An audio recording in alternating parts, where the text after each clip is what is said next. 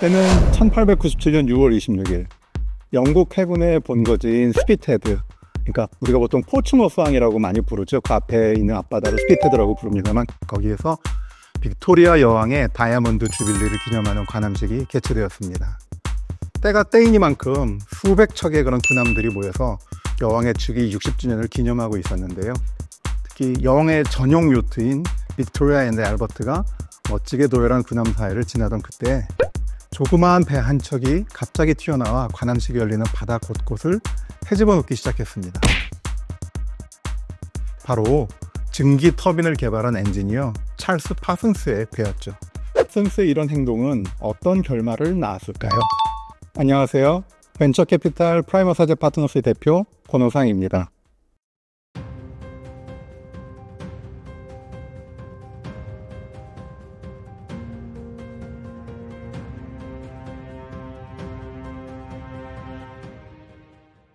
오늘 이야기의 주인공 찰스 파슨스는 19세기 말과 20세기 초를 살다간 영국의 기계 엔지니어면서 창업자입니다. 파슨스는 케임브리지 대학교 세인트 존스 칼리지를 졸업한 뒤에 견습 엔지니어로 사회생활을 시작했습니다.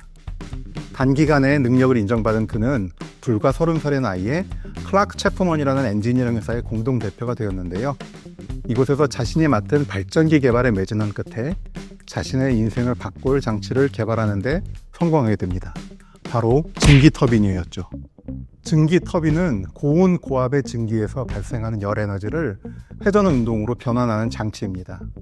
원리 자체는 단순해서 오래전부터 이러한 장치를 만들려는 시도는 계속 있었는데요. 하지만 파슨스 이전에는 아무도 실제로 작동하는 장치를 만들지는 못했습니다. 때문에 증기기관으로 구동되는 발전기를 그 당시에 사용하고 있었던 거죠. 증기터빈은 처음부터 성공을 했을까요? 처음부터 성공을 하진 않았습니다. 파슨스가 원래 사실 전기기구 혹은 발전기를 개발하던 경험을 가지고 있던 사람은 아니었거든요.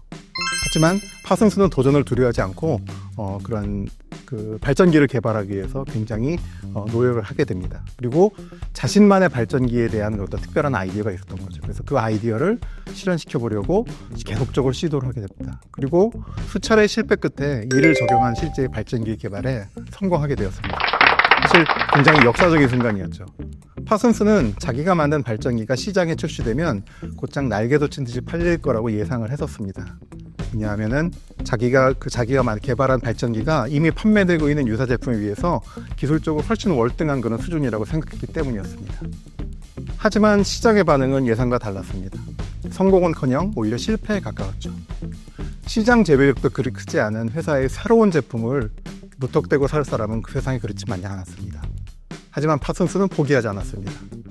사람들이 아직 몰라서 그렇지 누군가 일단 쓰기 시작하면 그 다음은 폭발적으로 매출이 뛸 거야, 이런 생각을 가지게 된 겁니다. 혼자만의 장밋빛 미래를 꿈꾸기 시작한 그는 결국 35살의 나이에 클라크 채프먼을 그만두고 자신의 회사를 직접 차렸습니다. 회사 이름도 자신의 그냥 이름과 성을 따서 파슨스로 그냥 정한 거죠. 더불어 클라크 채프먼에서 등록했던 그 자신의 발전기에 대한 특허를 미리 그 클라크 채프먼으로부터 돈을 치르고 사올 정도로 철저하게 독립을 준비했습니다. 이후에도 계속되는 몇 번의 그런 어떤 시도와 실패가 이루어진 뒤에 파슨스는 자신의 발명품, 이 발전기가 육상보다는 바다에서 더 큰 효력을 발휘할 수 있으리라는 어떤 생각을 가지게 되었습니다. 당시에 배의 추진기관으로 사용되는 것은 증기기관이었는데요. 증기기관으로 추진되는 것보다는 자신의 발전기가 오히려 배의 추진에 더 효율적인 그런 방식이 될 수 있을 거라고 생각을 했던 거죠. 즉, 증기의 힘으로 배 스크류 프로펠러를 직접 돌리면은 증기기관에서 발생되는 그런 진동 자체를 굉장히 줄일 수 있는 새로운 방식이 될 수 있다고 생각을 했던 겁니다. 그럼에도 불구하고 부르는 계속 그 파슨스 곁을 떠나지 않았습니다.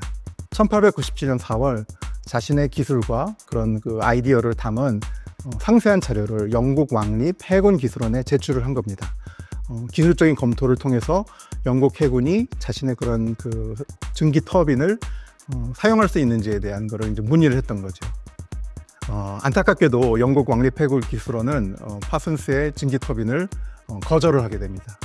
이유가 있었는데요. 영국 왕립 해군 기술원에서는 증기 터빈에 대한 이미 그 자료를 이미 200개 이상을 검토를 했던 뒤였던 겁니다. 다 이론적으로는 가능하지만 실제로 작동하는 거는 단 한 개도 없었다라는 경험이 있었기 때문에 이번에도 특별히 다르지 않을 거다 이런 어떤 선입견을 가지고 결론을 내렸던 겁니다. 확률의 승부사를 통해 여러분의 비즈니스와 확률의 접점을 찾아보세요. 그럼에도 불구하고 파슨스는 포기하지 않았습니다. 자신의 시도가 반드시 성공한다고 믿다가 그대로 허물어지는 그런 유형의 사람은 아니었기 때문입니다. 1897년 6월, 그러니까 자신의 자료가 거절당하고 난 뒤 2달 뒤에 그는 빅토리아 여왕의 즉위 60주년을 기념하는 관함식에 자신이 만든 배 터비니아를 타고 난입했습니다. 그리고 시속 63km의 속도로 해군 함선 사이를 맘대로 오갔죠.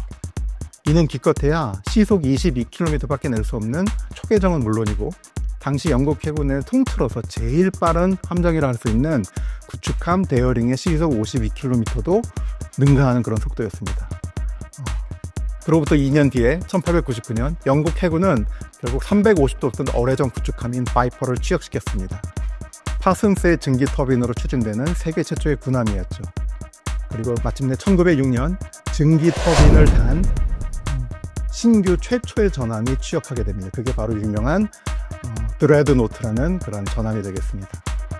그 뒤로 파슨스는 밀려드는 주문을 감당하지 못해서 굉장히 고생을 할 정도로 너무나 큰 그런 돈방석 뒤에 앉게 되었습니다. 그렇다면 우리가 파슨스의 태도에서 배울 수 있는 것은 무엇일까요? 그건 바로 그가 운과 확률의 영역을 인정했다는 겁니다.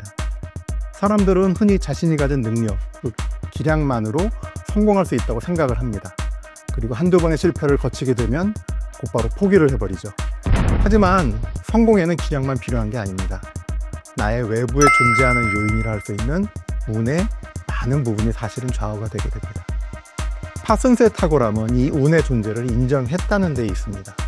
자신이 하려는 일의 결과가 절대로 확실한 건 아니라고 여기고 그런 겸손하고도 담대한 경영, 즉 확률 경영을 실제로 구현을 한 겁니다. 그는 자신의 도전이 100% 성공하리라 생각하지도 않았고 모두가 절대 성공할 리 없다고 말할 때조차도 실제로 그 가능성이 0%는 아닐 거라고 믿었습니다.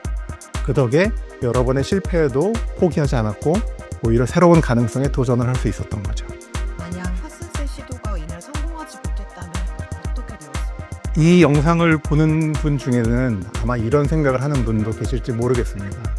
천하의 파슨스도 관한식장의 시도까지 실패했다면 포기하지 않았을까? 글쎄요, 저는 그럴 리 없다고 생각합니다. 그는 앞서 말했듯이 반드시나 절대로 같은 생각이 하진 않는 확률 경영의 사고방식을 가진 경영자였으니까요. 아마도 실패했다면 그의 머릿속에는 그 다음 목표로 할 수 있는 가령 미국 해군이라든지 독일 해군 같은 다른 가능성들을 떠올리고 그런 가능성들을 계속 또 시도해 나갔으리라고 저는 생각합니다.